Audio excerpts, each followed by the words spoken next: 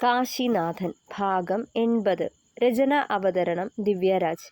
ദിവസങ്ങൾ ഓരോന്നും കടന്നുപോയിക്കൊണ്ടിരുന്നു. ഇതിനിടയിൽ കാശിയുടെ എൻട്രൻസ് എക്സാം കഴിഞ്ഞിരുന്നു. നന്ദനാകട്ടെ സഞ്ജയെയും കൂട്ടരെയും പൂട്ടാനുള്ള തെളിവുകൾ ശേഖരിക്കുന്നതിന് പിറകെയായിരുന്നു. രക്ഷപ്പെടാൻ ഒരു പഴുതുപോലും ലഭിക്കാതെ ആ 5 പേരെയും പൂട്ടണം എന്ന ചിന്ത മാത്രം. കാശിയുടെ സഹായത്തോടെ സഞ്ജയ്ക്കൊപ്പം പഠിച്ചതടക്കം സഞ്ജയ് ആ കോളേജിലുണ്ടായിരുന്ന അത്രയും വർഷങ്ങളിലെ പല ബാച്ചുകളിലെ വിദ്യാർത്ഥികളെയും, അവരിൽ പലരും ഇന്ന് രാജ്യത്തിനകത്തും പുറത്തുമായി ഹോസ്പിറ്റലുകളിൽ ഡോക്ടേഴ്സായി സേവനമനുഷ്ഠിച്ച് വരികയായിരുന്നു. അവരെയൊക്കെ ചെന്ന് കണ്ട് വിവരം ശേഖരിച്ചിരുന്നു.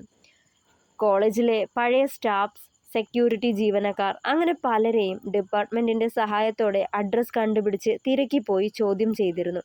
ഡിപ്പാർട്ട്മെന്റിൽ ചിലർ ശേഖരനു വേണ്ടി ചാരപ്പണി ചെയ്യുമ്പോൾ കുറച്ചു പേരെങ്കിലും ആത്മാർത്ഥതയോടെ നന്ദനൊപ്പമുണ്ടായിരുന്നു. അങ്ങനെയുള്ള കുറച്ചു പേരെ മാത്രം ഉൾക്കൊള്ളിച്ചു തന്നെയാണ് അന്വേഷണം മുന്നോട്ട് കൊണ്ടുപോയത്. അതുകൊണ്ട് തന്നെ തങ്ങൾ കണ്ടെത്തിയ തെളിവുകളോ അന്വേഷണത്തിന്റെ ഗതിയോ ഒന്നും തന്നെ വളരെ രഹസ്യമായി തന്നെ സൂക്ഷിച്ചു.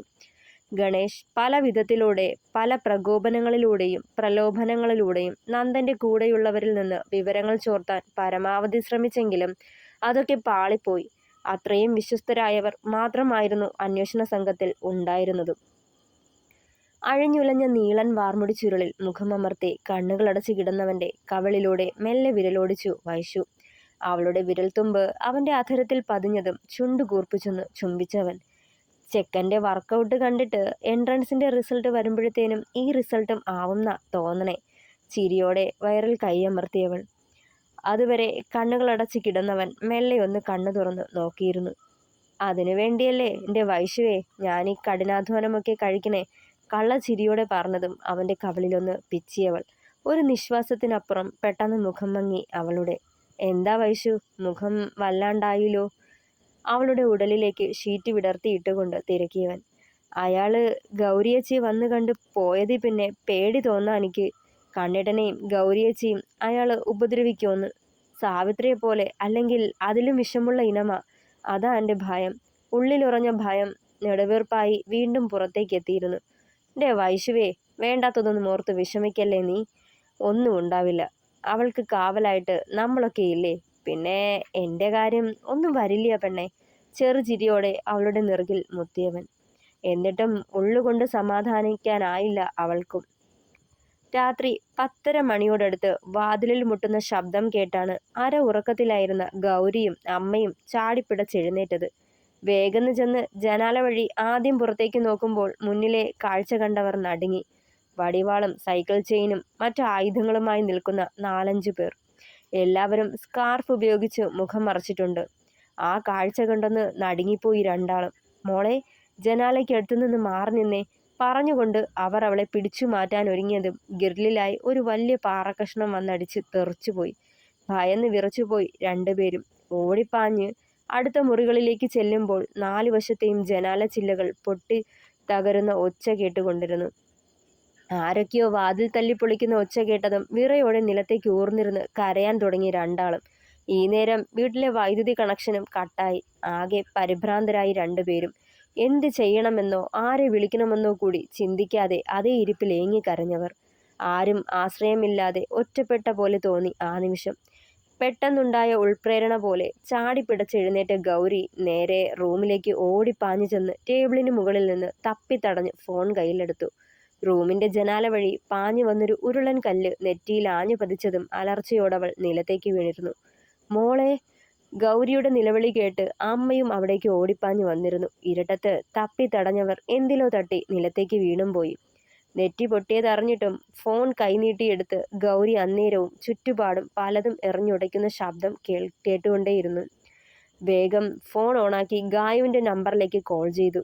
2-3 റിങ്ങിൽ തന്നെ അവൾ കോൾ അറ്റൻഡ് ചെയ്തു. നടന്നതൊക്കെ വെപ്രാളപ്പെട്ട് പറഞ്ഞു കഴിയുമ്പോൾ കണ്ണുകളിൽ ഇരുട്ട് കയറുന്ന പോലെ തോന്നിയവൾക്ക് നിലത്തേക്ക് ഊർന്നു വീഴുന്നിരുന്നു. നീണ്ട ഉറക്കത്തിൽ നിന്നെന്ന പോലെ കണ്ണുകൾ വലിച്ചു തുറക്കുമ്പോൾ ഹോസ്പിറ്റലിലാണെന്ന് മനസ്സിലായി ഗൗരിക്ക്. ചുറ്റും നോക്കുമ്പോൾ നന്ദനും സെന്തിലും പാച്ചുവും കാശിയും വാതിൽക്കൽ നിന്ന് സംസാരിക്കുന്നുണ്ട്. അമ്മ ബൈസ്റ്റാൻഡേഴ്സിനുള്ള കട്ടിലിൽ കയറി ചുരുണ്ട് കിടപ്പാണ്. ഗായു അവരുടെ തൊട്ടരികിലിരിക്കുന്നുണ്ട്. തൊണ്ടയൊക്കെ വരണ്ടുടങ്ങിയ പോലെ തോന്നി ഗൗരിക്ക്. മെല്ലെ എഴുന്നേൽക്കാൻ നോക്കുമ്പോൾ തല വെട്ടിപ്പൊളിക്കുന്ന പോലെ വേദനിച്ചു. ആഹ്! അറിയാതെ നിലവിളിച്ചതും ചുറ്റും നിന്നവരുടെ നോട്ടം അവളിലെത്തി. ചേച്ചി! ചാടി എഴുന്നേറ്റ് ഗായത്രി അവൾക്കരികിലേക്ക് പാഞ്ഞു വന്നു. ദാഹിക്കുക, വെള്ളം. കഴുത്ത് തടവിക്കൊണ്ട് അത്രയും പറയുമ്പോൾ ഗായു വേഗം നന്ദനെ നോക്കി. ഡാ, ഞാൻ പോയി മേടിച്ചേച്ച് വരാം. പറഞ്ഞു തീരുന്നതിന് മുന്നേ സെന്തി പുറത്തേക്ക് ഓടിയിരുന്നു. അല്പം കഴിഞ്ഞ് ഒരു ബോട്ടിലിൽ മിനറൽ വാട്ടറുമായി തിരികെ എത്തി. അവൻ തന്നെ ബോട്ടിൽ തുറന്ന് വെള്ളം അവൾക്ക് നേരെ നീട്ടി. മെല്ലെ അത് വാങ്ങുമ്പോൾ അറിയാതെ നോട്ടം ആ മുഖത്തേക്കുയർന്നു. ആദി പിടിച്ചിരിപ്പുണ്ട്. കണ്ണുകൾ തൻ്റെ നെറുകിലെ മുറിവിലാണെന്ന് മനസ്സിലായതും വെപ്രാളത്തോടുകൂടി കുപ്പി വാങ്ങി ചുണ്ടോട് ചേർത്തവൾ. ഗൗരി അവരുടെ ആരുടെയെങ്കിലും മുഖം കണ്ടതായി ഓർക്കണുണ്ടോ? നന്ദ്യൻ ചോദ്യം ചെയ്യുന്ന കൂട്ട് ചോദിച്ചു. നിനക്കെന്നാടാ, തലയ്ക്കോളമാന്നോ? അവളുടെ അമ്മ പറഞ്ഞത് കേട്ടില്ലായോ? അവരൊക്കെ സ്കാർഫ് കൊണ്ട് മൂക്കിന് മുകൾ വരെ മറച്ചിരുന്നു പോലും. ഒന്നാമതേ ഇരുട്ടായിരുന്നു. അതിൽ കൂടി അവരെ കണ്ട പേടി. ജീവനും കൊണ്ട് ഓടാൻ നോക്കൂ, വന്നതാരാണെന്ന് കൊണ്ട് നിൽക്കാൻ നോക്കൂ. കലിയടങ്ങിയില്ല സെന്തിക്ക്. ഗൗരിയുടെ നെറ്റിയിലെ മുറിവ് കാണുന്തോറും കൈവിട്ടു പോകുന്നുണ്ടായിരുന്നു അവന്. കണ്ണനും പാച്ചുവുമാണേൽ അവൻ്റെ വെപ്രാളം കണ്ട് ചിരി ഒതുക്കി നിൽപ്പുണ്ട്. അന്ന് ആ നാറി വന്ന് ഭീഷണിപ്പെടുത്തിയിട്ട് പോയെന്ന് പറഞ്ഞപ്പോഴേ ഞാൻ പറഞ്ഞതാ അവളുടെ വീട്ടിൽ ഒരു ശ്രദ്ധ വേണമെന്ന്. അപ്പോൾ അവൻ്റെ കോപ്പിലെ നിയമവും കൊണ്ട് വന്നേക്കുന്നു. അവൻ ഇവൾക്കെതിരെ വിരൽ അനക്കുകയില്ല. എന്നാ അവന് തന്നെ കൂടുതൽ പ്രശ്നങ്ങളെന്ന്. എന്നിട്ടാന്നോ ഇപ്പോ? നന്ദനെ നോക്കി അലറിക്കൊണ്ടിരുന്നു സെന്തിൽ. എടാ മതി, അവനും അറിഞ്ഞില്ലല്ലോ ഇങ്ങനെയൊക്കെ ഉണ്ടാവുമെന്ന്. കാശി അവൻ്റെ തോളിൽ തട്ടി ആശ്വസിപ്പിക്കാൻ എന്ന പോലെ. അന്ന് വൈശുവിൻ്റെ കാര്യത്തിലും ഇതേ മാതിരിയാ. ആ നാറിയെ കുമ്പസരിപ്പിച്ച് പാപമോചനവും കൊടുത്ത് വിട്ടുകളഞ്ഞത്. ഇടിച്ചവൻ്റെ തകർക്കാതെ. അവസാനം എന്നായി? ആ പന്നമോൻ പിന്നെയും വന്നില്ലേ? കലിയോടെ പറഞ്ഞവൻ. എടാ, ഇതിപ്പോ ഒന്നും പറ്റിയില്ലല്ലോ. ചെറിയൊരു മുറിവ്, അതങ്ങ് മാറിക്കോളും. കാശി അവനെ വീണ്ടും ആശ്വസിപ്പിച്ചു. നിനക്കൊക്കെ പറയാം. പുറം തലയിലോ മറ്റോ കിട്ടിയിരുന്നേലോ ആള് പോവത്തില്ലേ? പിന്നെ ആരോട് സമാധാനം പറയും? ഉള്ളിലെ നോവടയ്ക്ക് പറയുമ്പോൾ കണ്ണുകൾ ഗൗരിയിൽ ചെന്ന് നിന്നിരുന്നു. നിറകണ്ണുകളോടെ അവനെ തന്നെ നോക്കിയിരിപ്പാണ്. ആ ശേഖരനെ പിടിച്ച് ലോക്കപ്പിലിട്ട് 2 എണ്ണം കൊടുക്കാൻ നിനക്ക് പറ്റുമോ? ഇല്ലെങ്കിൽ പറ, ആ നാറിയുടെ കൂമ്പിടിച്ച് വാട്ട ഞാൻ. ആകെ സമനില തെറ്റിയ പോലെ മുരണ്ടു സെന്തിൽ. ഒരു പരാതി എഴുതി ഗൗരിയെ കൊണ്ട് ഒപ്പിടിക്ക്. നമുക്ക് നടപടി ഉണ്ടാക്കാം. നന്ദൻ വീണ്ടും ആശ്വസിപ്പിച്ചു. നീ പറയാൻ തുടങ്ങിയത് ചുറ്റും നോക്കിയിട്ട് തൽക്കാലം വേണ്ടെന്ന് വെച്ചു. നീയൊക്കെ ഒന്നും ചെയ്യണ്ട. എന്നാ വേണ്ടെന്ന് എനിക്കറിയാം. കലിയോടെ കൈകൾ കൂട്ടി തിരുമ്മിയവൻ.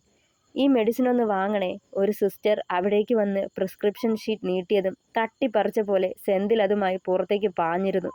അവൻ്റെ ഓട്ടം കണ്ടതേ അതുവരെ ചിരിയടക്കി പിടിച്ചു നിന്ന പാച്ചൻ നിയന്ത്രണം വിട്ട് ചിരിച്ചുപോയി. അത് കണ്ടതേ കണ്ണൻ്റെയും നന്ദൻ്റെയും മുഖത്തും ചിരിയായി. പെണ്ണും പിടക്കോഴിയും വേണ്ടാന്ന് പറഞ്ഞ് നടന്ന മുതല ഓടിയ ഓട്ടം കണ്ട മൂട്ടിൽ തീ പിടിച്ച പോലെ. പാച്ചൻ ചിരിയോടെ പറയുമ്പോൾ ഗൗരിയും മുഖമുയർത്തി നോക്കിയിരുന്നു.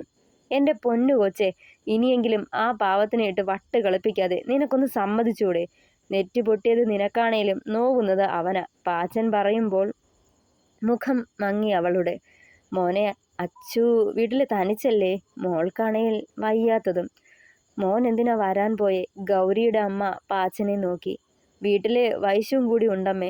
ഞാനൂടി വരുവാന്ന് പറഞ്ഞപ്പോൾ കണ്ണൻ വൈശുവിനെ കൂടി വീട്ടിൽ കൊണ്ടുവന്ന് ആക്കിയിട്ടുണ്ടായിരുന്നു. ഇട ആ നാറിയെ പൊക്കിയിട്ടും കാര്യമുണ്ടാവില്ല. എന്ത് തെളിവാ ഉള്ളത്? ഇതൊക്കെ ചെയ്തത് ആരാന്ന് കൂടി ഒരു പിടുത്തവും ഇല്ല.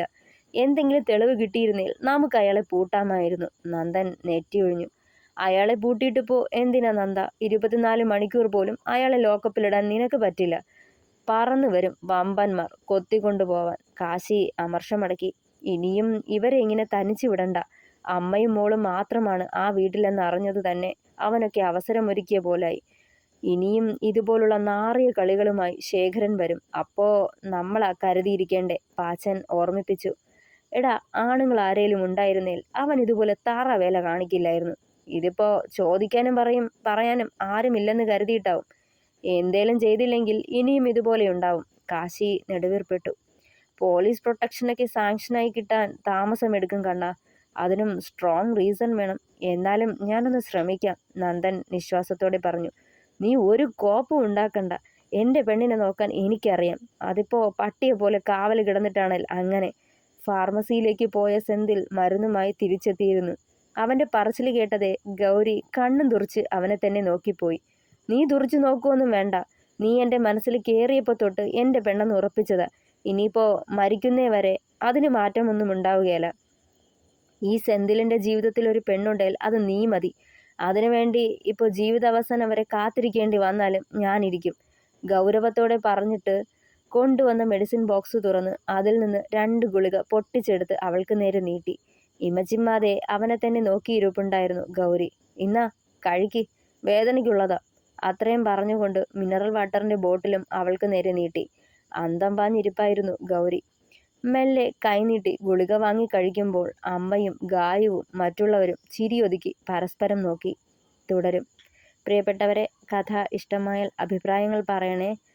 ലൈക്ക് ചെയ്യുക, ഷെയർ ചെയ്യുക, സപ്പോർട്ട് ചെയ്യുക, ഹൈപ്പ് ചെയ്യുക. പിന്നെ എൻ്റെ മുന്നുകെട്ടെന്നും പറഞ്ഞിട്ടൊരു സ്റ്റോറി ഞാൻ എഴുതി, അത് ഇങ്ങനെ വീഡിയോ ഇട്ടിട്ടുണ്ട്. നിങ്ങൾ അതും കൂടി ഒന്ന് കണ്ട് അതിനും കൂടെ അഭിപ്രായം പറയണേ. താങ്ക്